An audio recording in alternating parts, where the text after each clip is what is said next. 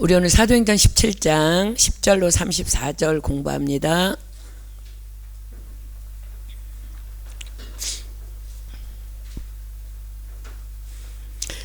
사도행전 한 달 만인 것 같은데, 사도행전 17장 10절로 34절 다 찾으셨으면 우리 교독할게요.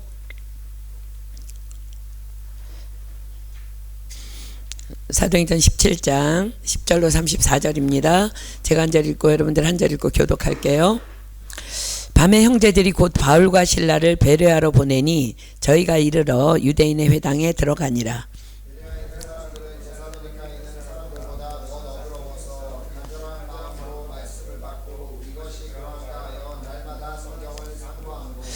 그 중에 믿는 사람이 많고 또 헬라의 귀부인과 남자가 적지 아니하나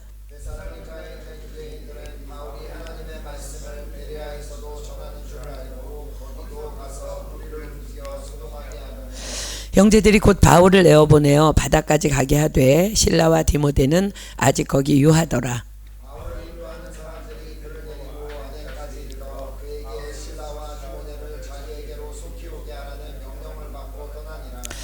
바울이 아덴에서 저희를 기다리다가 온 성에 우상이 가득한 것을 보고 마음에 분하여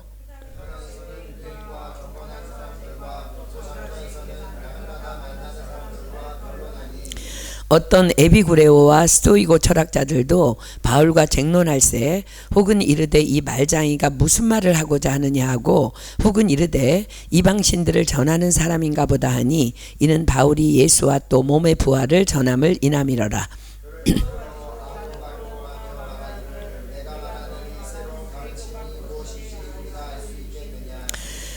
내가 무슨 이상한 것을 우리 귀에 들려주니 그 무슨 뜻인지 알고자 하노라 하니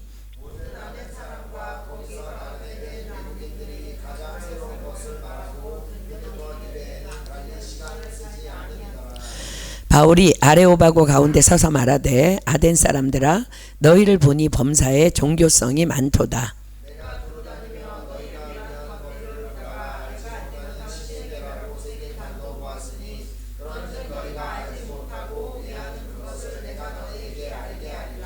우주와 그 가운데 있는 만유를 지으신 신께서는 천지의 주제시니 손으로 지은 전에 계시지 아니하시고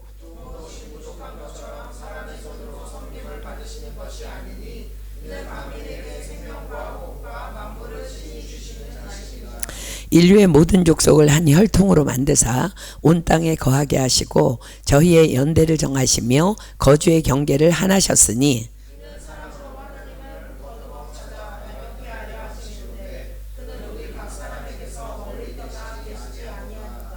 우리가 그를 힘입어 살며 기동하며 있느니라. 너희 시인 중에도 어떤 사람들의 말과 같이 우리가 그의 소생이라 하니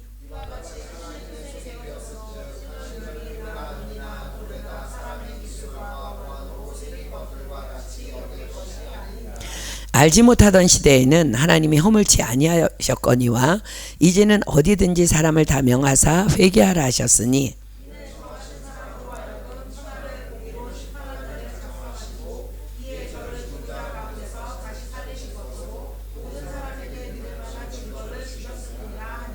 저희가 죽은 자의 부활을 듣고 혹은 기롱도 하고 혹은 이 일에 대하여 내 말을 다시 듣겠다 하니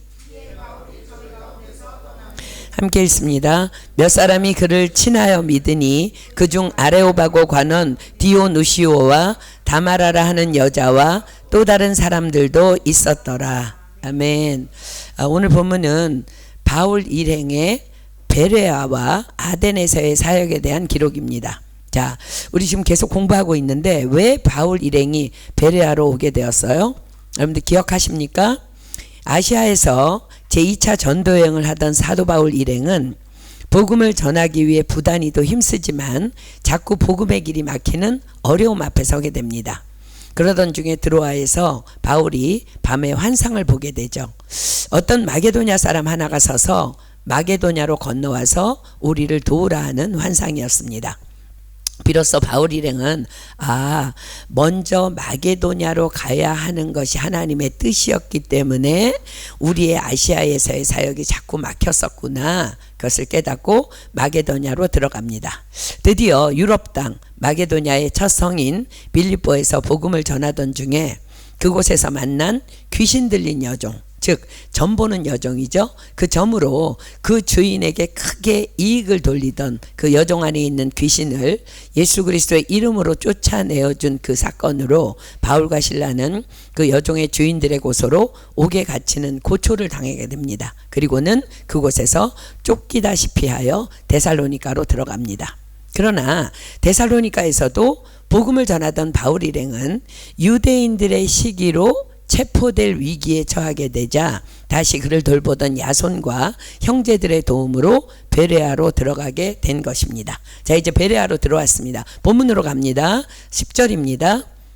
밤에 형제들이 곧 바울과 실라를 베레아로 보내니 저희가 이르러 유대인의 회당에 들어가니라. 언제나 바울은 그러했듯이 바울은 또 어떤 상황이나 환경과 전혀 상관없이 유대인의 회당을 찾아 들어가서 복음의 말씀을 전합니다. 베레아는 마게도냐 평원 남쪽 언덕에 위치한 도시인데요. 많은 인구가 거주하고 있었지만 역사적으로도 정치적으로도 그리 중요하지 않은, 그래서 상대적으로 순수함이 있었던 도시였기 때문에 그곳에서의 복음 사역은 비교적 큰 어려움 없이 진행됩니다. 11절입니다. 베레아 사람은 데살로니가에 있는 사람보다 더 신사적이어서 간절한 마음으로 말씀을 받고 이것이 그러한가 하여 날마다 성경을 상고하므로. 자, 보세요. 베레아 사람은 데살로니가에 있는 사람보다 더 신사적이어서, 개역개정은 너그러워서라고 번역된 것 같은데, 자, 이 말은 보세요. 데살로니가 사람들도 신사적이었다는 말이에요. 그죠?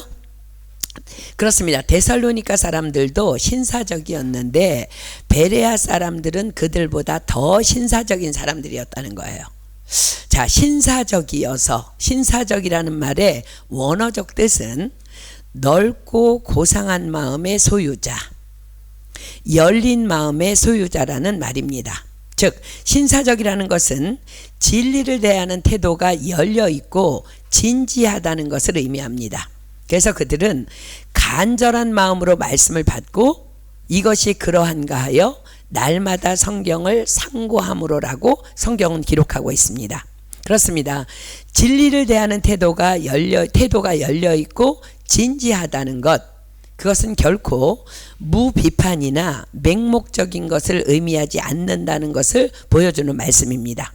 베레아 사람이 신사적이라는 것은 열린 마음으로 바울과 실라가 전하는 말을 진지하게 받되 과연 그것이 그들이 말하는 구약의 예언과 일치되고 부합되는 것인지 아닌지를 알기 위해 매일같이 성경을 자세히 그리고 광범위하다는 건 뭐예요? 통독한다는 거예요. 요한계시록부터 우리 창세기부터 요한계시록까지 내가 읽고 싶은 것만 읽는 게 아니라 부분적으로 읽는 게 아니라 통째로 읽는 걸 얘기하는 거예요. 성경을 자세히 그리고 광범위하게 그리고 정확하게 읽고 살피고 연구했음을 의미합니다. 이것이 신사적이라는 말이에요. 자, 사랑하는 여러분, 여러분들은 교회에서 선포되는 모든 말씀을 과연 신사적으로 받고 있습니까? 만약 여러분들이 교회에서 선포되는 말씀이 늘 진리려니 에이 우리 교회인데 하고 도무지 개인적으로는 성경을 읽지도 살피고 연구하지도 않는다면 여러분들은 매우 위험한 사람입니다. 우리 교회에서는 결코 그런 일은 없을 것이지만 목사님과 저는 결코 그러한 일이 없도록 힘쓰고 있지만 혹 목사님과 제가 어느 날부터인가 이상한 비진리적인 말을 섞어서 여러분들에게 교묘하게 선포한다면 여러분들은 어떻게 분별할 것입니까? 유튜브도 마찬가지예요. 그래도 진리려니 하실 것입니까? 자, 보세요. 우리 지금 말세지 말에 살고 있어요. 그러다 어느 날 호련히 주님이 오셔서 아니, 어느 날 주님의 부르심을 받아 생을 마감하고 주님 앞에 섰을 때 넌 왜 이리도 엉터리 같은 믿음을 믿음이라고 믿고 살다 왔느냐? 라고 물으신다면 뭐라고 말할 거예요? 우리 교회 목사님이 또 선교사님이 그러시던데요? 라고 변명할 것입니까? 또 유튜브에서 그러던데요? 라고 변명하실 것입니까? 아니요. 사랑하는 여러분, 분명히 분별해야 합니다. 심판은 1대1입니다. 왜냐하면 우리에겐 하나님의 진리의 말씀이 기록된 성경이 있기 때문에 그렇습니다. 교회에 나와 말씀을 들었다면 집으로 돌아가서도 그 본문 말씀을 다시 읽고 과연 그것이 그러한가 하며 성령님께 여쭈어보며 확인해야 합니다. 얼마나 많은 엉터리 교회 안에 엉터리 신자들이 지금도 엉터리가 엉터리인지도 모른 채 그냥저냥 교회만 다니며 천국 가려니 생각하고 있는지, 그런 엉터리들이 얼마나 많은지 모릅니다.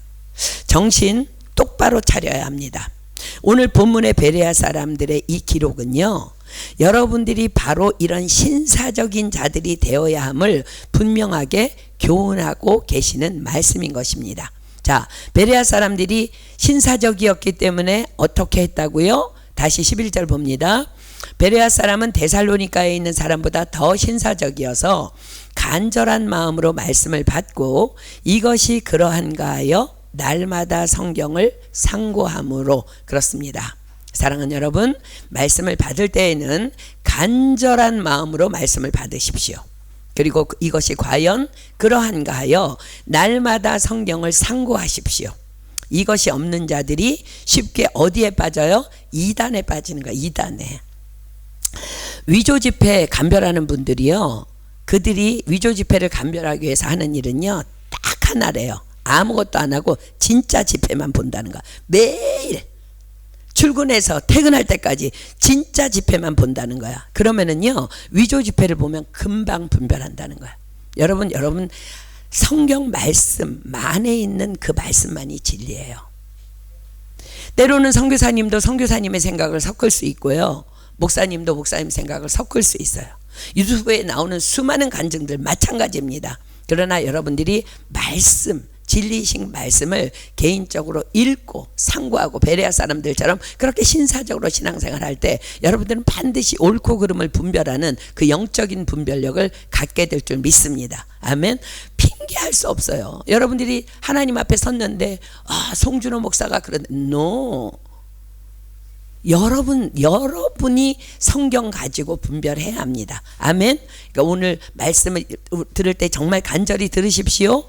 그리고 정말로 여러분들이 그러한가 하여 날마다 여러분들 말씀 통독해야 합니다. 아멘. 자, 그러니까 이러한 베레아 사람들이기 때문에 복음의 열매가 어떻다고 지금 기록하고 있어요. 12절 봅니다. 그 중에 믿는 사람이 많고 또 헬라의 귀부인과 남자가 적지 아니하나. 자 보세요. 많은 믿는 자들의 주요 계층이 누구라고요? 헬라의 귀부인과 남자. 그렇습니다. 귀족들, 즉 지식층의 사람들의 구원이 베레아에서 적지 않게 일어나기 시작합니다.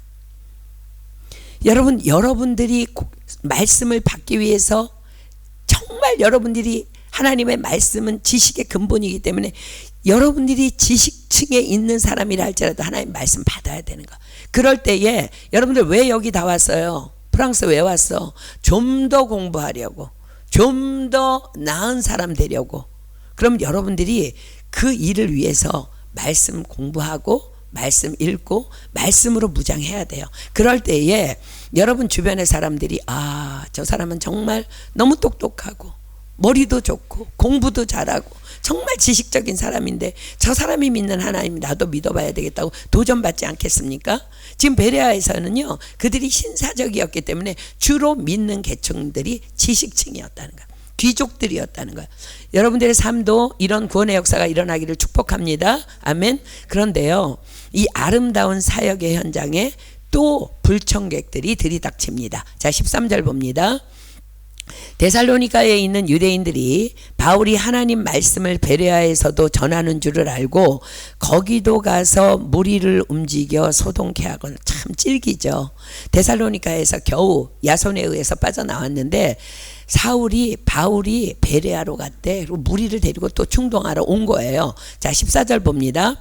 형제들이 곧 바울을 내어보내어 바다까지 가게 하되 실라와 디모데는 아직 거기 유하더라. 이제는 데살로니가의 야손에 이어서 베레아의 형제들이 바울을 보호하려 회당에서 급히 바울을 피하게 하고 바다까지 인도해서 바울을 배에 태워서 아덴으로 데려갑니다. 실라와 디모데가 함께 오지 못한 것으로 보아 당시의 상황의 급박성을 우리가 알게 되죠. 그죠? 자, 그렇게 아덴에 도착한 바울은 자기를 인도한 형제들에게 가면 실라와 디모데를 좀 속히 올 수 있도록 보내주세요 라고 부탁합니다. 15절입니다. 바울을 인도하는 사람들이 데리고 아덴까지 이르러 바울에게서 실라와 디모데를 자기에게로 속히 오게 하라는 명을 받고 떠나니라. 바울이 아덴에서 저희를 기다리다가 온 성에 우상이 가득한 것을 보고 마음에 분하여, 자, 바울이 아덴에서 이제 복음 전도를 시작하기에 앞서서 실라와 디모데를 기다리고 있었습니다. 그러나 그 도시에 우상이 가득한 것을 보고는 마음에 분노가 일어납니다. 아덴은 지금의 그리스의 수도 아테네입니다. 여러분 아테네 잘 아시죠? 이곳은 인류 역사상 가장 유명하고 위대했던 철학자들이 있었던 곳입니다.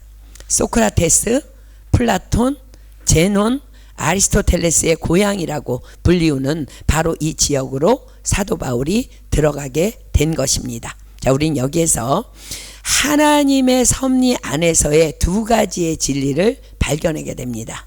하나는 복음은 농촌과 어촌과 원주민이 사는 아프리카 같은 미개한 지역에만 들어가는 것이 아니라는 것입니다. 우리는 흔히 복음을 전한다고 했을 때, 또 선교사님이 파송된다고 했을 때 농촌이나 어촌이나 가난한 곳이나 복음을 받지 못하는 미개한 지역의 선교사님들을 보내는 것을 생각합니다. 잘 사는 나라의 도시로 선교사를 보낸다는 것은 결코 미처 생각하지 못합니다. 그러나 오늘 바울은 자신의 생각이나 계획과는 전혀 상관없이 대도시, 즉 이 메트로폴리탄의 형태로 만들어진 바로 이 도시 문화 속으로 보냄을 받게 됩니다. 그리고 바울은 그리스 아테네, 즉 아덴에 와서야 비로소 도시 복음의 중요성을 깨달아 알기 시작합니다. 그래서 그가 로마를 생각한 것도 바로 이 그리스를 보고 난 이후부터입니다. 내가 로마까지 들어가야 하리라. 나는 서바나, 즉 스페인까지 가야 하리라. 이것이 세계관입니다. 즉 그의 세계관이 넓어지기 시작한 것입니다. 우리 교회는 이미 이 하나님의 세계관을 가졌기에 하나님께 감사와 영광과 찬양을 올려드립니다. 그렇습니다. 복음에는 제한된 장소도 제한된 시간도 제한된 사람도 없습니다.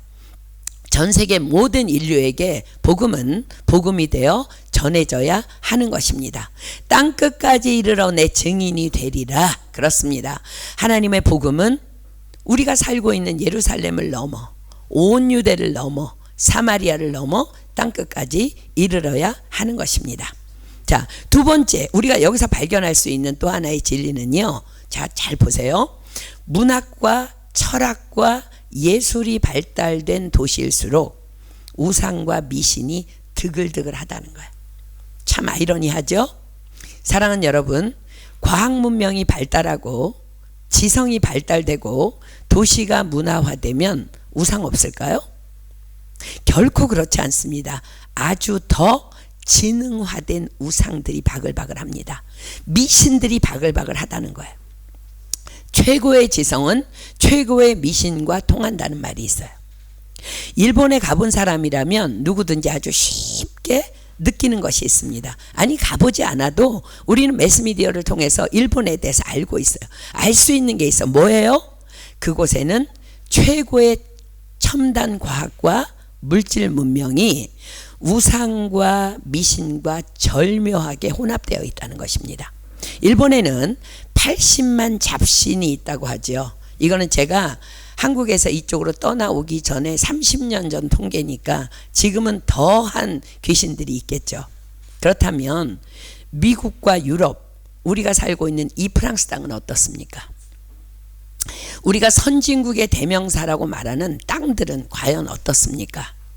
수많은 범죄와 도덕적 타락과 물질 우호 숭배와 뉴 에이지와 사탄 숭배 사상이 얼마나 무섭게 그 과학 문명 속에, 물질 문명 속에, 최고라는 그런 나라 속에 얼마나 깊게 뿌리 박혀 있습니까? 그들이 가지고 있는 사탄 숭배 사상이나 뉴 에이지 사상, 뉴 에이지의 주요 사상은요, 인본주의예요. 인본주의. 이런 사상이나 이런 쾌락이나 물질주의는 보세요. 우리가 보고 있잖아요. 사생활이라는 이름으로, 즉 우리가 지금 그토록 막으려고 기도하고 있는 차별금지법이라는 이름으로 건드리지도 못하는 시스템이 되어 있습니다. 이것이 바로 현대사회입니다. 그러나 그것은 과거나 지금이나 마찬가지입니다. 사도 바울은 실라와 디모데를 기다리다가 아덴이라는 대도시의 시내를 돌다가 깜짝 놀랍니다. 왜냐하면 너무나 그 도시 안에 우상과 미신이 가득했기 때문입니다.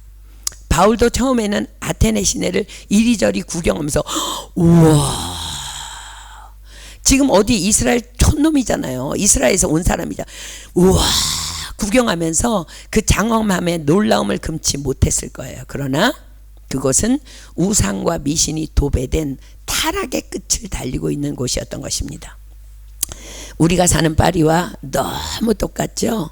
사람들이 에펠탑 보러 우와. 그러나 파리에 몇 번 발을 담고 영적으로 기도하는 사람들은요, 기절초풍해요. 이 나라의 그 타락상을 보고.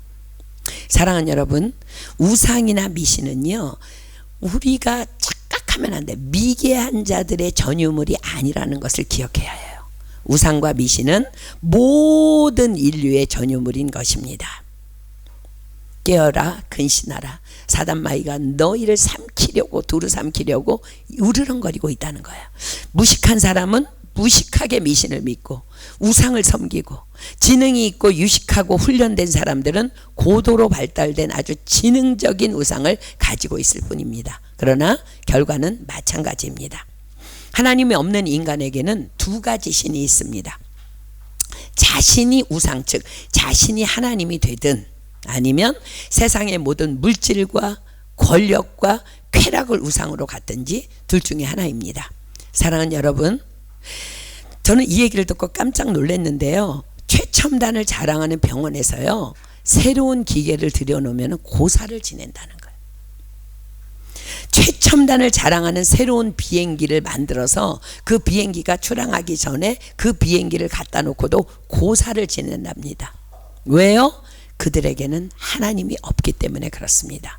그들은 그런 과학 문명을 이루어 놓고도, 물질 문명을 이루어 놓고도 그들은 어떤 절대자에게 가고 싶은데 그들에게 절대자가 없기 때문에, 모르기 때문에 그렇게 그들은 우상 앞에서 절을 하는 것입니다. 그렇게 미신에 유혹되는 거예요. 사도 바울은 이런 우상들이 가득 찬 문화와 예술과 철학의 도시 아테네를 보면서 두 가지의 생각, 두 가지의 감정, 두 가지의 반응을 보입니다. 자, 다시 16절 볼까요? 바울이 아덴에서 저희를 기다리다가 온 성에 우상이 가득한 것을 보고 마음에 분하여. 바울의 첫 번째 반응은요, 마음에 분하여입니다. 성령의 사람은 우상을 보면, 미신을 보면, 마귀가 역사를 지배하는 것을 보면 마음에 영적 분노가 생기는 것입니다. 주님의 마음입니다. 여러분들도 사람을 향한 분노가 아니라 이 땅 마레를 밟을 때마다 주님의 마음에 그 분노가 일어나야 돼. 그 분노가 일어나면 뭘로 이어져요? 기도로 이어진다는 거예요. 그것은 죄에 대한 분노요, 우상에 대한 분노요, 사탄에 대한 분노입니다. 과연 여러분들도 늘 그러합니까? 아데네는 당시 그리스 전체에 있는 우상들을 다 모은 것보다 더 많은 우상들이 있었대요. 아덴시 안에 있는 신상이요, 그 시에 살고 있는 헬라 사람 수보다 많아서 아덴에서는 사람보다 우상을 만나기가 더 쉬웠다고 합니다. 파르테논 신전 안에만 해도 약 3만 개의 우상이 있었다고 하니 뭐 이건 온통 아덴시가 우상으로 뒤덮여 있던 상태가 아닐 수 없는 거죠. 우리는 사도 바울이 아덴에서 분노한 그 영적 분노를 기억해야 합니다. 우리도 주님의 마음을 가져야 합니다. 이 타락한 도시, 여러분들 그 파리 올림픽 개막식 때 봤잖아요. 구역질 나는 그 장면들 봤잖아요. 우리는 이 사도 바울의 분노, 주님의 마음을 가지고 이 도시를 품고 기도해야 할 책임이 우리에게 있는 줄 믿습니다. 아멘. 왜냐하면 우리도 사도 바울을 아덴으로 인도하신 것처럼 여러분들의 발걸음, 여러분이 계획한 것이 아니라 하나님께서 이 땅 파리로 여러분들을 파송하셨고 이 땅을 위해서 기도하라는 사명을 주신 여러분들도 이 땅의 선교사들이기 때문에 그렇습니다. 아멘. 자, 사도 바울의 아덴에서의 두 번째 반응은요, 내가 지금 실라와 디모데를 기다릴 때가 아니야. 더 이상 지체할 수 없어. 속히 복음이 선포되어야 해 하는 반응이었습니다. 그래서 사도 바울은요, 실라와 디모데가 아직 오지 않은 상태에서 홀로 회당에서든 또 거리에서든 날마다 만나는 사람들에게 복음을 전하기 시작합니다. 그런데요, 그것은 늘 변론으로 이어집니다. 자, 17절부터 봅니다. 회당에서는 유대인과 경건한 사람들과 또 저자에서는 날마다 만나는 사람들과 변론하니 어떤 에비구레오와 스토이고 철학자들도 바울과 쟁론할세 혹은 이르되 이 말장이가 무슨 말을 하고자 하느냐 하고 혹은 이르되 이방 신들을 전하는 사람인가 보다 하니 이는 바울이 예수와 또 몸의 부활 전함을 인함이러라. 자, 아덴은 에피쿠로스와 스토아 학파의 발생지였습니다. 자, 에피쿠로스는 지금 기록하죠. 에비구레오, 그 다음에 스토아는 스토이고입니다. 자, 성경은 에비구레오와 스토이고라고 기록하고 있죠. 자, 봅시다.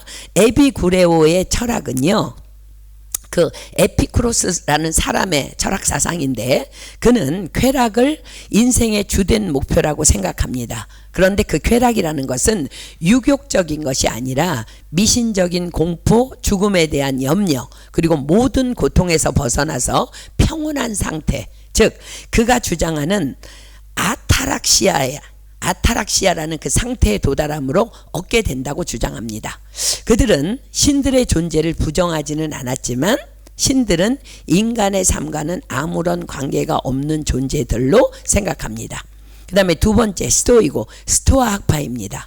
스토아 학파의 창시자인 제논은요, 자연과 조화된 삶을 가르쳤고요, 자연의 가장 고상한 표현을 이성으로 봅니다. 그러므로 그의 인생의 목표를 이성에 일치하여 사는 것에 둔다는 거예요. 이성과 일치하는 삶은 바로 도덕적인 삶이며 또한 선한 삶이라고 주장합니다. 그리고 제논은 근본적으로 범신론적 입장, 즉 신은 세계밖에 별개로 존재하는 인격신이 아니라 우주, 세계, 자연 등 현실의 모든 것과 신과 동일시하는 입장을 취합니다. 그래서 범신론자들은요, 예배나 기도와 같은 행위가 자신보다 우월한 인격적 존재를 대상으로 하기 때문에 적절하지 않다고 주장하는 바입니다. 자, 그러므로 당연히 지금 바울이 흥분해서 전하는 예수님과 또 그분의 몸의 부활은 심한 변론으로 이어질 수밖에 없는 상황이 될 수밖에 없는 것입니다. 그래서 그들은 바울을 향해 이렇게 말하죠. 이 말장이가 무슨 말을 하고자 하느냐? 또 어떤 사람들은요, 이방신을 전하는 사람인가 봐 라고 말합니다. 자, 여기서 말장이가 라고 하는 이 말장이를 표현하는 헬라어의 원래 그 말장이의 원래 뜻은요, 곡식을 따먹는 새를 가리키는 말인데 점점 그 말이 이렇게 변질되면서 그 말은 쓰레기를 주워 모으는 넝마주의를 가리키는 말로 사용됩니다. 즉 바울을 향한 그들의 주장은 뭐 이런 무슨 쓰레기나 주워 모은 것 같은 말을 하고 있는 거야. 이 말쟁이가 그게 그 말이에요. 무슨 쓰레기 같은 말을 하고 있는 거야. 쓰레기 같은 말을 주워서 하는 거야. 요즘 말로 하면 요새 젊은 애들이 뭐라고 말해요? 개무시하는 거야, 개무시. 예수 그리스도의 복음을 개무시하고 있다는 거야. 그러나 또 한편 어떤 사람들은 저 사람은 이방신들을 전하는 사람인가 봐 라고 또 생각합니다. 그러면서 이제 그들은 바울을 붙잡아서 아레오바고로 끌고 갑니다. 자, 19절입니다. 붙들어 가지고 아레오바고로 가며 말하기를 우리가 너의 말하는 이 새 교가 무엇인지 알 수 있겠느냐? 자, 아레오바고 이곳은요 아덴에서 종교 도덕상의 문제에 대한 주요 재판이 열리는 곳입니다. 그래서 법정 혹은 공의회를 가르치는 말이에요. 자, 20절 봅니다. 내가 무슨 이상한 것을 우리 귀에 들려주니 그 무슨 뜻인지 알고자 하노라 하니 모든 아덴 사람과 거기서 나그네 된 외국인들이 가장 새로 되는 것을 말하고 듣는 이외에 달리 시간을 쓰지 않음이더라. 자, 에덴 사람들이 바울에게 말합니다. 몇몇이었겠죠? 우리가 너의 말하는 이 세교가 무엇인지 알 수 있겠느냐? 내가 무슨 이상한 것을 우리 귀에 들려주니 그 무슨 뜻인지 알고자 하노라. 자, 그런데 그들이 바울을 향해 그렇게 말하는 이유가 무엇이라고 29절이 기록하고 있어요. 자, 21절 다시 볼게요. 이는 21절 봅니다. 모든 아덴 사람과 거기서 나그네 된 외국인들이 가장 새로 되는 것을 말하고 듣는 이외에 달리는 시간을 쓰지 않음이더라. 자, 주목하십시오. 그들은 이상한 것, 즉 가장 새로이 되는 것에 온통 그들의 관심이 집중되어 있다는 거예요. 그것만 말하고 그것만 듣고 그것에만 시간을 쓴다는 거예요. 지금과 너무 동일해서 여러분 소름이 쫙 끼치지 않습니까? 그렇습니다. 지금 현대인들이 바로 그러합니다. 이상한 것, 가장 새로이 되는 것, 대표적인 게 뭐예요? 스마트폰, 그리고 그 안에 들어있는 각종 넘쳐나는 정보들. 현대인들도 그것만 말하고 그것만 듣고 그것에만 시간을 씁니다. 그래서 자꾸 이상한 것, 관심을 끌 수 있는 새로운 것들로 자꾸 업데이트되고 또 업데이트 될 수밖에 없는 거예요. 귀신이 날뛰는 거죠. 귀신이. 이것이 바로 우상이며 미신인 것입니다. 물질도 마찬가지지요. 더 갖고 싶은 욕망, 더 새로운 것들에 대한 욕망. 그러나 우리 크리스천들은 그런 것들에 현혹되어 물드는 것이 아니라 돈도 스마트폰도 다 밟고 서서 그것들을 다스리고 그것들을 우리가 오히려 역으로 100% 활용해서 복음을 위해 사용해야 할 것입니다. 아멘. 그래서 여러분 유튜브에 뭐 복음 방송 나오고 유튜브에 간증 나오고 이런 것들 100% 활용하는 거예요. 우리도 그거를 통해서 우리도 복음을 전하고 말씀 나누고 하면 되는 거예요. 사도 바울도 바로 그것을 이용해서 복음을 본격적으로 전하기 시작합니다. 자, 사도 바울의 지혜를 보십시오. 22절입니다. 바울이 아레오바고 가운데 서서 말하되 아덴 사람들아 너희를 보니 범사의 종교성이 많도다. 자, 바울이 뭐라고 복음을 전하기 전에 시작해요? 아덴 사람들아 너희를 보니 범사의 종교성이 많도다. 자, 무슨 말하고 있는 거예요? 아, 내가 보니 당신들은 물리적인 사람들이 아니군요. 정신적인 사람들이군요. 학문의 깊이도 굉장히 뛰어난 영적이고 종교적인 사람들이군요. 그렇게 그들을 먼저 띄워주는 멘트를 먼저 알립니다. 그리고 여기서는 결코 성경을 인용하지 않습니다. 왜요? 그들은 성경을 모르니까. 아니, 철학자들이 성경을 읽는다 해도 알아도 관심도 없고 믿으려 하지도 않으니까. 그래서 사도 바울은 그들의 관심이 쏠려 있는 알지 못하는 신으로 그들에게 접근합니다. 자, 23절 봅니다. 내가 두루 다니며 너희의 위하는 것들을 보다가 알지 못하는 신에게 라고 새긴 단도 보았으니 그런즉 너희가 알지 못하고 위하는 그것을 내가 너희에게 알게 하리라. 자, 알지 못하는 신에게라고 새긴 단을 보았다고 바울이 말합니다. 그것은 여러분 역으로요, 아덴이 영적으로 처절히 빈곤함을 말해주는 증거였습니다. 그토록 수많은 우상이나 신상은 그만큼 아덴 사람들이 영적으로 갈급해 있음을 의미한다는 사실을 바울은 정확하게 간파합니다. 그래서 사울은 말합니다. 너희가 알지 못하고 위하는 그것을 내가 알게 하리라. 그리고 바울은 우리 주 하나님을 소개하기 시작합니다. 자, 24절부터 27절 봅니다. 우주와 그 가운데 있는 만유를 지으신 신께서는 천지의 주제시니 손으로 지은 전에 계시지 아니하시고 또 무엇이 부족한 것처럼 사람의 손으로 섬김을 받으시는 것이 아니니 이는 만민에게 생명과 호흡과 만물을 친히 주시는 자이심이라.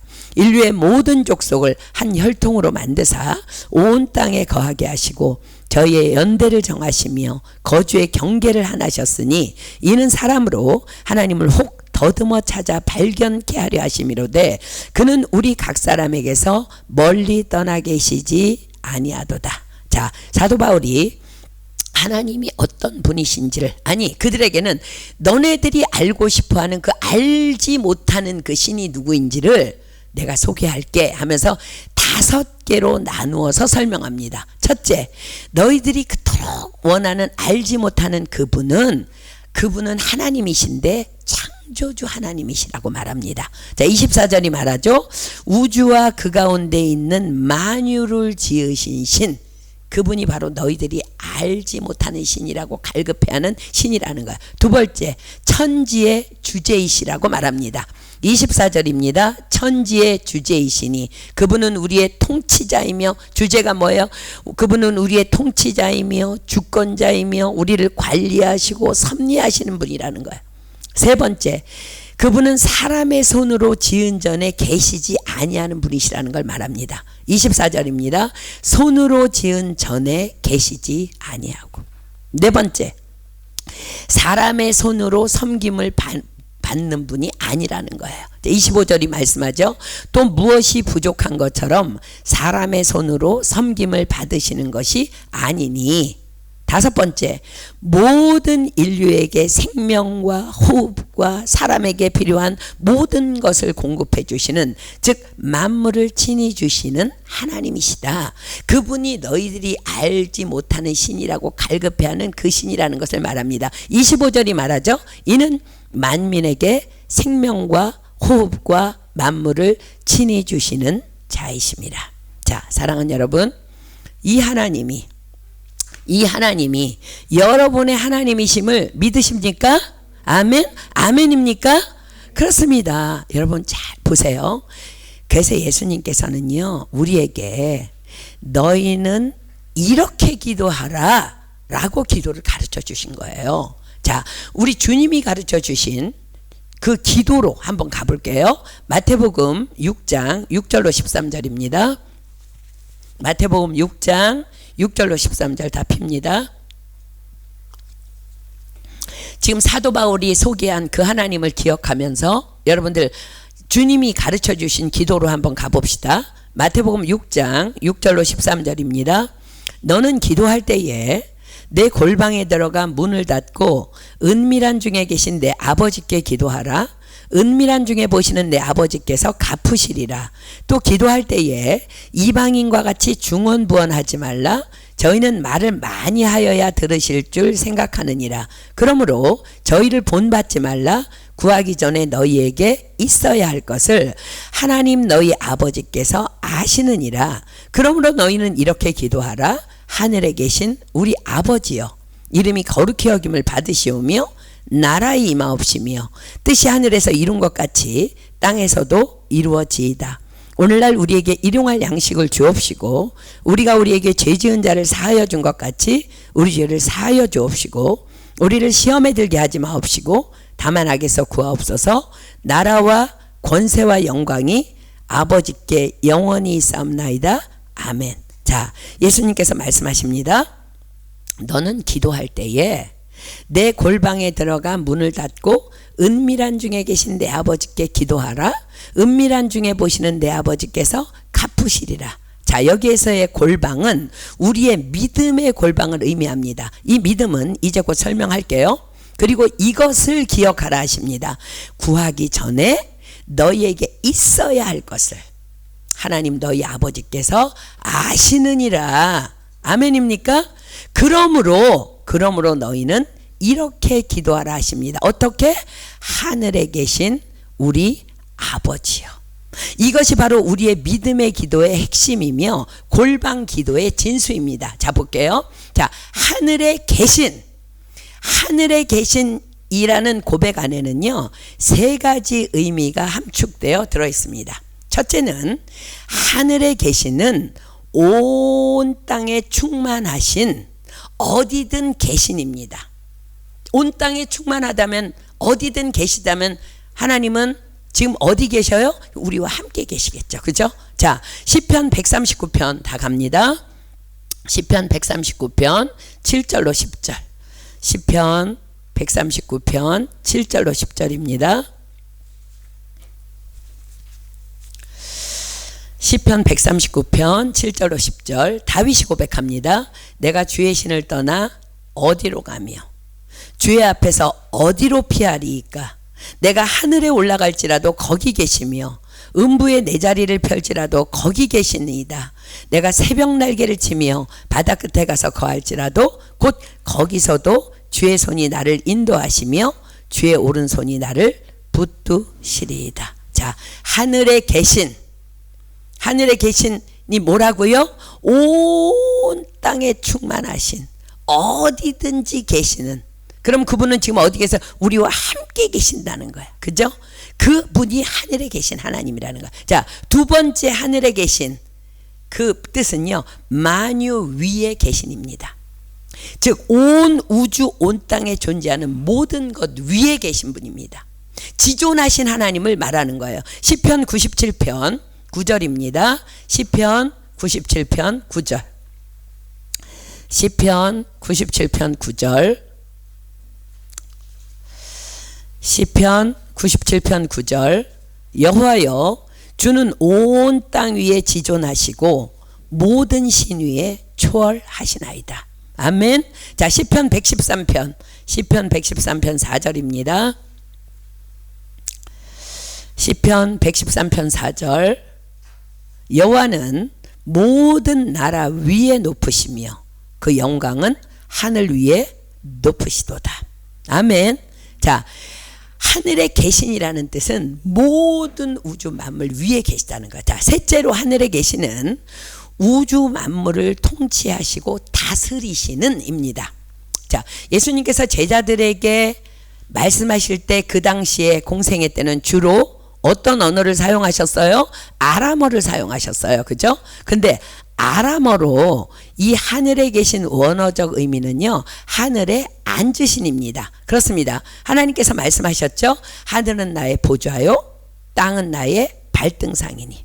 자, 보좌에 앉으셨다는 것은 우주 만물을 통치하시고 다스리시는 하나님이심을 말씀하고 계신 것입니다. 그렇습니다. 주께서 우리에게 너희는 이렇게 기도하라 하십니다. 어떻게? 하늘에 계신 우리 아버지요. 하늘에 계시니 무슨 뜻이라고요? 온 땅에 충만하신, 만유 위에 계신, 우주 만물을 통치하고 다스리시는 그분이 하늘에 계신이라는 거야. 그분께 그 하나님을 믿고 기도하라는 거예요. 그 하나님이 전능하신 하나님이라는 거야. 그 하나님이 창조주 하나님이라는 거야. 자, 보세요. 여러분들 잘 들으십시오. 우리의 기도는 능력 없습니다. 아무리 부르짖어도, 아무리 금식해도, 아무리 장시간 기도해도 우리의 기도는 능력 없습니다. 다만 우리의 기도를 들으시는 그분께 능력이 있는 것입니다. 아멘. 온 땅에 충만하신, 그래서 우리와 함께 계신, 만유 위에 계신, 만유를 다스리고 통치하시는 그분을 믿고, 예수님이 뭐라 그래요? 구하기 전에 아버지가 다 알아. 그분을 믿고, 정말 그분이 살아계심을 믿고 우리가 기도할 때 비로소 우리의 기도는 능력이 되는 것입니다. 그래서 히브리서가 기록하죠. 이번 우리 사랑의 불꽃의 주제 말씀이지요. 히브리서 11장 6절 갑니다. 히브리서 11장 6절. 히브리서 11장 6절.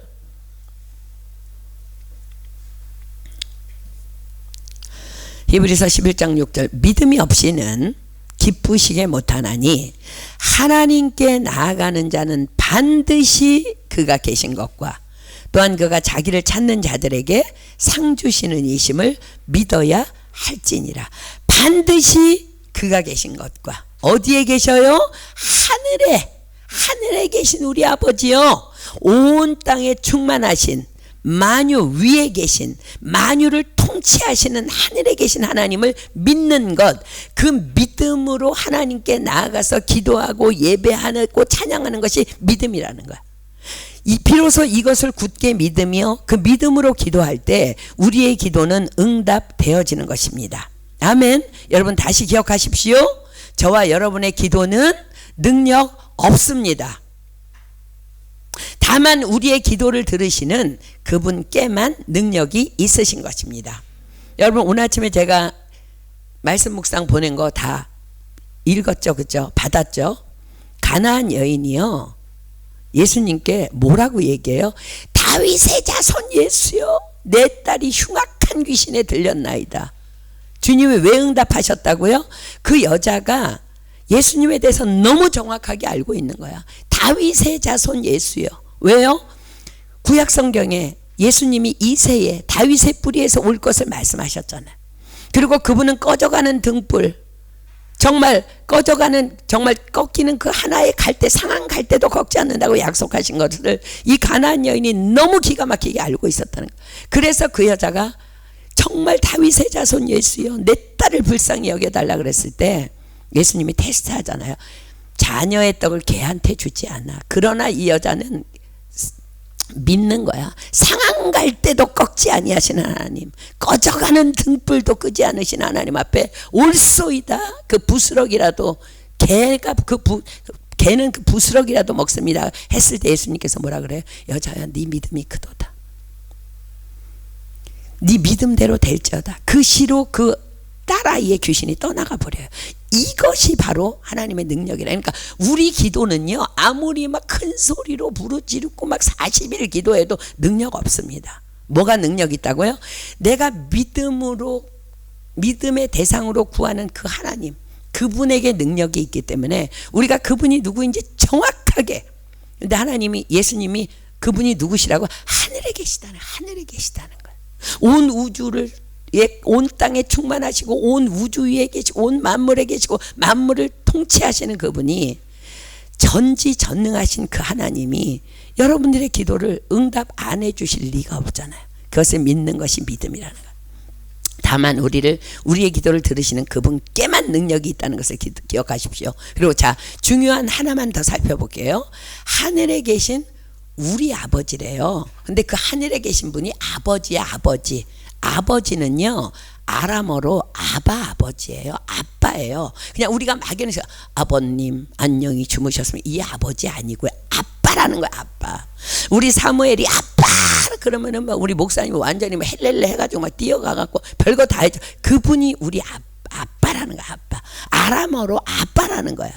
하늘에 계신 그분이 우리 아버지인데, 자 보십시오. 나의 아버지도 너의 아버지도 아닌 우리 아버지께 기도하라고 하세요. 자, 우리라는 것은 하나님을 한 아버지로 모신 하나의 공동체의 개념입니다. 그러므로 우리에게 내 것은 없다는 거예요. 주님이 가르쳐 주신 기도에는요, 우리라는 말이 5번 나와요. 하늘에 계신 우리 아버지요, 오늘날 우리에게 일용할 양식을 주옵시고 우리가 우리에게 죄 지은 자를 사하여 준 것 같이 우리를 시험에 들게 하지 마옵시고. 자, 이 우리라는 말을 쉽게 설명합니다. 여러분 기도하잖아요, 그죠? 내가 기도했어요. 내가 구하고 찾고 두드렸어요. 그래서 하나님께서 일용할 양식이든 풍성한 재물이든 나에게 공급해 주셨어요. 그렇다면 그것은 누구 것? 내 것? 아니요, 우리 것이라는 거. 우리 것. 이것이 하늘에 계신 우리 아버지의 개념이에요. 디모데전서 6장 8절 핍니다. 디모데전서 6장 8절. 디모데전서 6장 8절.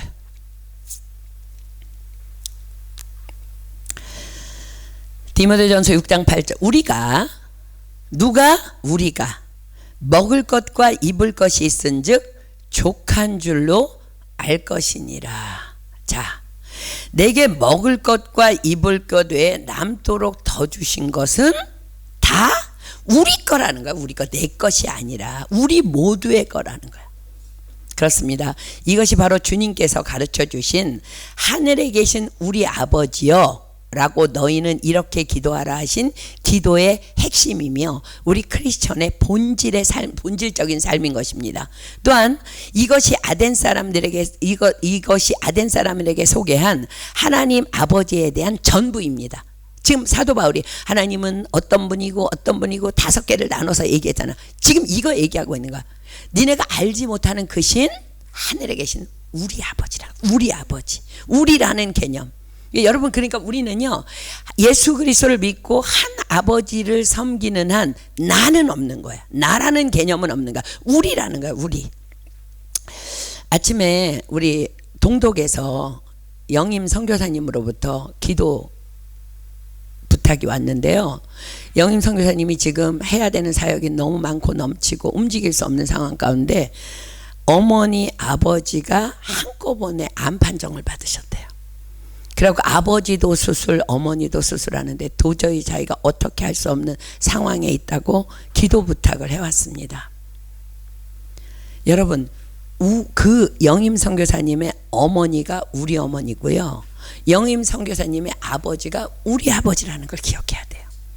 그래서 우리는 아버지가 너희 쓸 거 다 알아. 그러니까 너희는 이렇게 기도해. 하늘에 계신 우리 아버지여, 중보기도 하라는 거예요.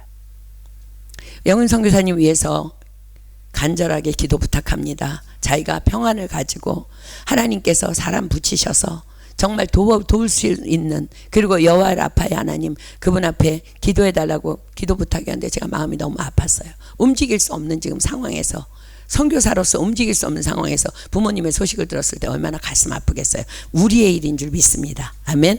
그리고 지금 사도 바울이 말한 거는요, 그 말이에요. 자, 본문 28절 보세요. 그 하나님을 소개하고는요, 이렇게 말합니다. 우리가, 당신이나 나나 우리가 그를 힘입어 살며 기동하며 있느니라. 그분의 은혜 가운데 우리가 있다는 거야.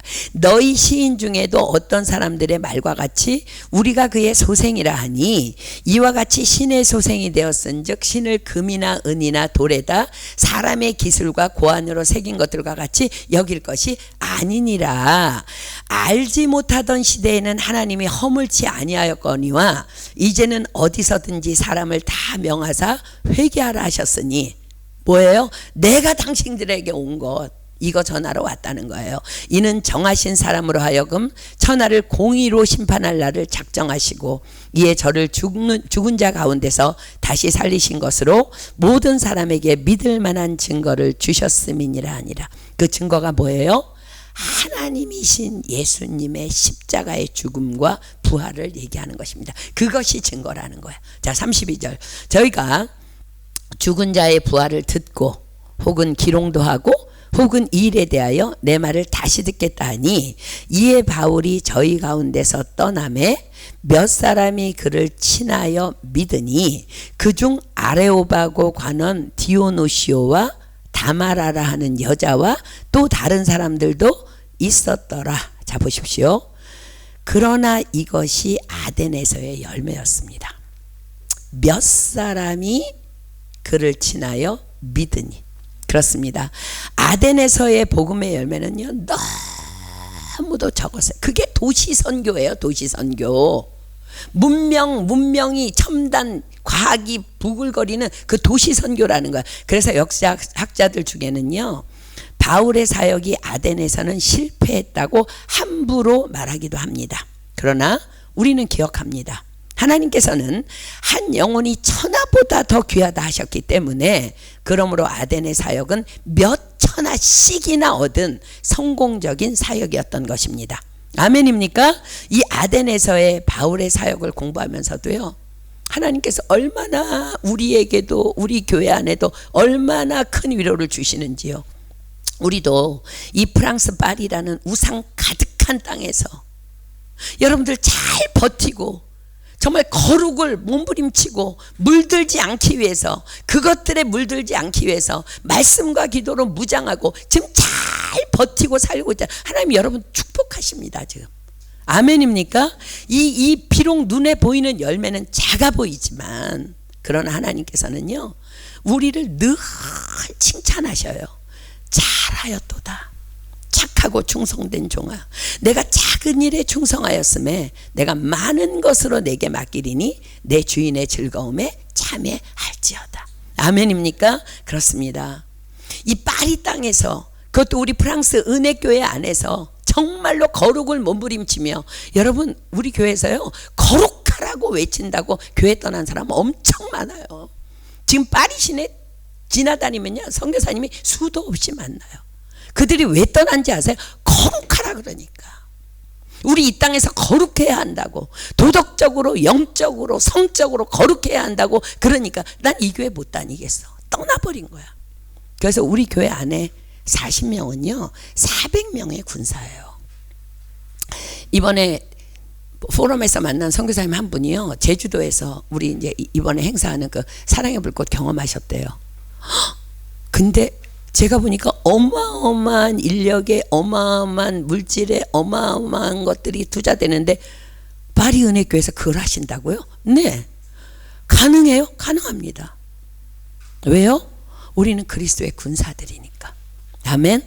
하나님께서 이번 사랑의 불꽃에서도 놀라운 축복을 마구마구 부어주실 줄 믿습니다. 아멘. 그리고 주께서 우리 위로하시잖아요. 우리 매주마다 예배 끝날 때마다 하나님의 위로의 말씀, 축복의 말씀 받고 있잖아요. 그러므로 내 사랑하는 형제들아, 견고하며 흔들리지 말며 항상 주의 일에 더욱 힘쓰는 자들이 되라. 이는 너희 수고가 주 안에서 헛되지 않은 줄을 알미니라. 아멘. 그렇습니다. 여러분 우리는 하나라고 말씀하세요. 하나. 우리 교회 안에 누가 아프면 내가 아픈 거예요. 우리가 아픈 거예요. 우리 우영 형제 지금 금식하고 있는데 우리가 지금 금식하고 있는 거예요. 우리가 지금 기도하고 있는 그 캔디데이트, 그 우리 캔디예요. 누구 한 사람의 캔디데이트 아니라는 걸 기억하십시오. 우리가 기도하고 있는 모든 이들, 동독에 있는 그 부모님도 우리 부모님, 우리 교회의 문제, 우리 교회 아픔 다 우리는 하나라는 것 기억하고 우리 찬양하고 기도합시다. 우리는 하늘에 계신 우리 아버지, 그분의 뜻을 붙잡고 주님 오시는 그날까지 우리로 하나 되어서 우리가 되길 소망하며 축복합니다. 아멘. 하나님은 오늘 여러분들 너무 축복하시기를 원하셔서 너무 이 찬양이 기도하는 가운데 하나님 여러분들에게 주셔서 제가 여러분들 너무 이 찬양으로 축복하고 싶어요. 여러분들 정말 그리스도의 군사들입니다. 이 땅 악한 땅에 아덴보다 더 악한 땅이에요. 선교사님은 일본에서 선교하면서 진저리를 떨었어요. 너무 우상이 많아. 근데 파리 오니까 여기는 더 드글드글해. 근데 여러분들 여기서 견디고 있는 여러분들 너무 예쁘고 너무 기특해요. 하나님은 여러분들 축복하십니다. 오늘 우리가 거룩으로 일어설 때 하늘에 계신 우리 아버지께서 여러분들의 삶을 완전히 책임지시고 보호하시고 축복하시고 인도하시고 아끼시고 미래를 밝혀주시고 마음껏 부어주실 줄 믿습니다. 아멘. 이 시간 하나님께서 여러분에게 1대1로 주시는 음성으로 듣고 우리 이 찬양으로 서로를 축복하기도 하고 나를 축복하며 하나님 바라며 우리 함께 찬양합시다.